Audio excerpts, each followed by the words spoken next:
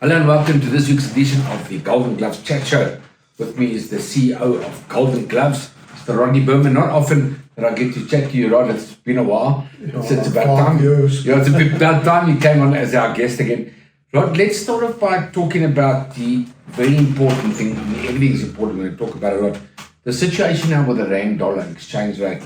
For guys like yourself, big promoters, any promoters really, that's bringing in international fights, you need to bring in international guys because locally there isn't many guys that can make big fights. And the rand dollar is a problem? It's a real problem, for all of us. And we can't delude ourselves, to bring in a meaningful overseas opponent at the rand dollar effective change rate of 20-1. It's going to be very, very difficult. So under normal circumstances, you'd have a lot of naturally, a lot of local matchups. The problem that we face there, if you go through all the divisions, there's very few local matchups in South Africa that would attract the public's attention. On the same time, having said that, boxing is losing a lot of viewership to MMA, to UFC, to EFC, and probably justifiably, because if we don't uplift the standard of matchups in this country, boxing is on a rapid decline. Half the time when a tournament is advertised, you might as well advertise the result at the same time. Now, those kind of fights do not attract the crowds or television viewership. So it is very, very difficult to keep an equilibrium. But the matchmaking is something that needs to be seriously looked at in this country. Otherwise, we face very serious problems. And of course, the best fights, to get the best fights here, like you say, costs a lot of money with the exchange rate, but you need to do it. You as a big promoter and other promoters that are trying to be big promoters need to spend. Well, it's not being big promoters. We're all in the same boat at different levels. So, having said that, let's move on, for example, to Kevin Lerena. In mentioning Kevin, I've just got to say, to an extent, he is the benchmark of South African boxing. He's an example for other fighters to follow. His work ethic, and he's well deserving of whatever is now coming his way. To me, his achievements are phenomenal. I keep repeating it. A fighter that never had an amateur fight. And if you look at his achievements, it's mind-boggling. Anyhow, having said that, it's common knowledge now that purse bids have been called for the Lerena fight. Explain how purse bids works. What happens with a purse bid now? When you are the mandatory challenger in a division and you cannot come to terms with the champion, other than the division of purse, you basically have the same negotiating powers. That if it does, so a purse bid is like an auction. It's open to anybody to purse bid, but historically only the two, unless it's a major fight, the two camps are the ones that purse bid. So if we cannot come to terms, it would go to this purse bid. Now, unfortunately, a Lerena fight in South Africa and WBC at that, probably with a strong undercard, would be closer to 15 to 20 million rand than the other way around. So having said that, it's going to be an uphill monumental task to try and bring the fight to South Africa, and it'll probably, unfortunately, be lost to Poland. Although we haven't given up, we've got some very exciting... Which, of course, were Lucas Tadinsky, the WBC champion, yes. Besides. We've got some very exciting opportunities which we're investigating. But the good news is that if we lose the fight to Poland, Lerena's going to win this fight. South Africans will have a WBC world champion in a high division defending in South Africa next year. And it is a division, as Holyfield built the cruiserweight division, so we have confidence in Lerena building that bridgerweight division. Fantastic. Well, thanks for explaining that. Well, let's talk about going forward now with 2023, the rest of the year for Golden Gloves, your company. Let's talk about your next big Golden Gloves show to start with. 2nd of September at Empress Palace Nights, a star-studded undercard. Youngsters like Bevan Sabanda and Keanu Koopman, both undefeated, 5-0 and 4-0, will be on the undercard. I mean, these guys seem to be star-studded on all your bills now, guys like that. Yeah, well, just very briefly, both of them. Yeah. Keanu Koopman is one of the most exciting prospects I've ever seen in the last 10, 15 years. He's really somebody that we're earmarking as a superstar. And Bevan Sabanda too. He's an incredible young stalwart. From Zimbabwe. He's got a big following in Zimbabwe as well. Yes, we're building a lovely following, particularly for SuperSport viewers. So they will be regular features because they are stars of the future. Having said what I said earlier, the one thing that we will not prepare to do in Golden Gloves, we will not lower our standards, and we will keep the level of boxing as it should be. We have loyal fans. We virtually sell out before we open, and it's a very interesting thing. And it's truly not an ego boost, but when we've been told by the casino that their punters and that they never ask who's on the bull. They know that when they come to Empress Palace and it's a Golden Gloves tournament, they're going to see top class boxing. And SuperSport knows they're going to hear good commentary. Now, SuperSport know about the commentary. Now, of course, Golden Gloves are always giving the best against the best, which is amazing. Like you say, that's why the people flock to Empress Palace to come to a Golden Glove show. So let's talk about the rest of the card. I mean, there's some big breaking news that I want to give the fans. We have a triple header, really. Yes. I don't know how you could call any one of the three fights a headliner. Which has been already advertised is Ricardo Malajica fighting against a guy Munoz from Argentina for the world title. 16-1, good fighter. Yes, we are not going to undermatch anybody. Yes. We've been giving evenly matched fights, and as you'll see from this tournament. So Malajica is another fighter that maybe I'll take a bit of responsibility for it.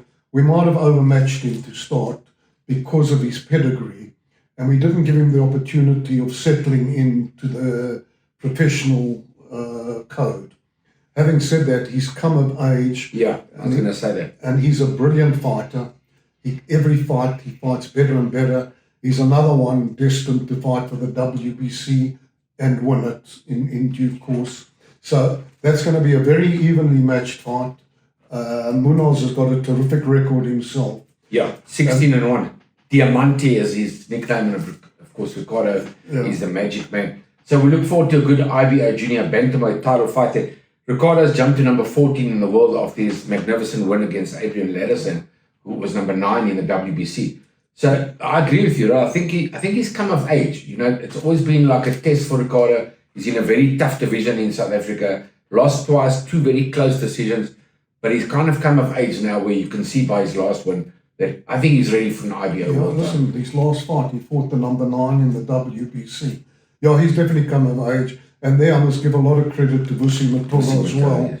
You know, I'm looking at the nominations for this year.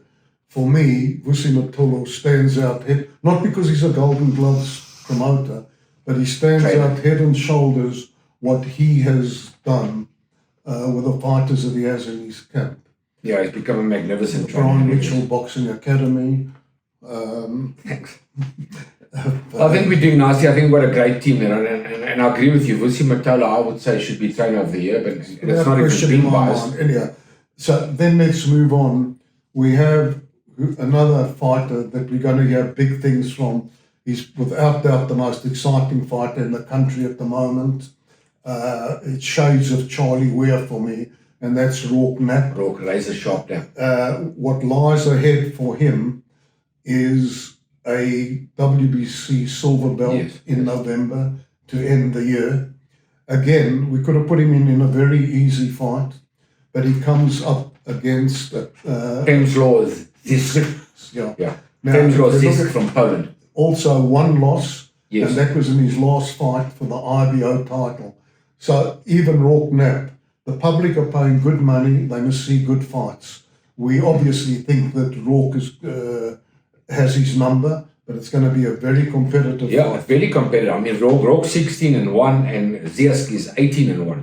So it's a fantastic fight. We look forward to that. Rogue now number 12 in the world, as you said, looking for that silver belt in the WBC going forward. It's already been mandated for him. Great. I have So that'll tried happen later in to, the as we talk, I'm trying to get the WBC to sanction this upcoming fight for the silver belt.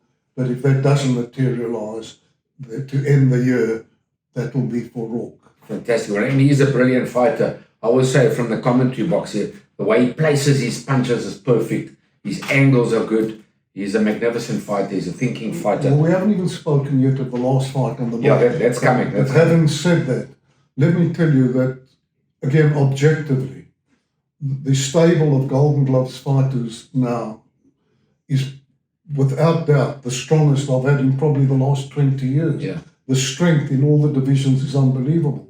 So, to the third fight on the ball, the breaking news. Local is lekker. And that is probably the best local matchup you could do in South Africa. Domestic fight. That is Koopman and Tayser. Brandon Tayser, Shavante Koopman. Yes. Now, both outstanding fighters. They've both put their reputation on the line, which is commendable. And it'll be a great fight. Brandon Tayser himself, also under Damien Durant, who's done brilliantly as a trainer. And now you've got Damien Durant against Vusi Matola, two of the best trainers. Yeah. Best fighters. And Damien's done an incredible job with Tayser. So it'll be another outstanding encounter. But why it appeals to me too, whenever you have two A-division fighters in the ring, there's never a loser, as was shown with Tayser and Nat. They both come back. Yeah, they fought twice. Yeah. And I always go to the great fights of Sugar Ray Leonard and Thomas Hearns. There's always a winner, somebody's hand is lifted. But at that level, there's no loser. So, and Shavante Koopman, of course, is defending his South African title. Yeah. So he is the champion. And we know how good Brandon Tayser is. I see it's a tough fight to call. Koopman, sorry to interrupt you, but Koopman also, it'll answer a lot of questions. He's 10 or 11 He's 11 and he's a really good fighter. I mean, the Koopmans come from good blood stock. Yeah, they do. So multiple South African amateur champions. So expecting a great encounter, and it's just an unbelievable fight for the fans. Even though three major fights on one tournament under these circumstances with the rand dollar, and these overseas opponents are not cheap.